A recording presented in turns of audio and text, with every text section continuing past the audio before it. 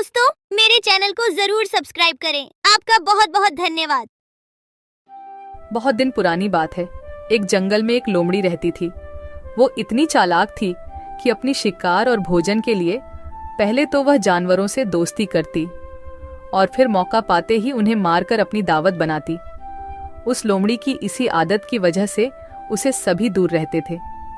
एक दिन उसे कहीं भोजन नहीं मिला तो वह दूर तक शिकार की तलाश में निकल पड़ी। उनके नजर एक तंदुरुस्त बंदर पर पड़ी। वह बंदर पेड़ पर चढ़ा हुआ था।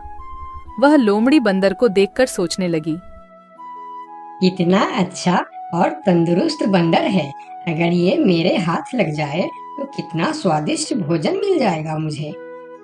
अब लोमड़ी का लालच बढ़ चुका था। वह रोज बंदर को देखता और मौके का इंतजार करता था, लेकिन वह बंदर पेड़ पर ही चढ़ा रहता और वह उनके हाथ नहीं आता। बहुत देर के बाद लोमड़ी के दिमाग में एक सोच आया। ये बंदर ऐसे हाथ नहीं आएगा, कुछ तरकीब सोचनी होगी।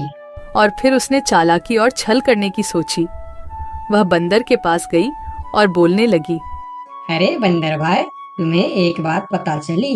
एक खुशखबरी मिली है सबको जंगल में। खुशखबरी? कैसी खुशखबरी? फिर लोमड़ी ने बड़ी सावधानी से बोली, आकाशवाणी हुई है। भगवान ने कहा है अब इस जंगल में सब एक दूसरे से गले मिलकर एक साथ रहेंगे।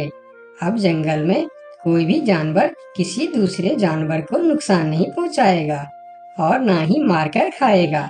सब मिलजुल कर हंसी खुशी रहेंगे, एक दूसरे की सहायता करेंगे, कोई किसी पर हमला नहीं करेगा।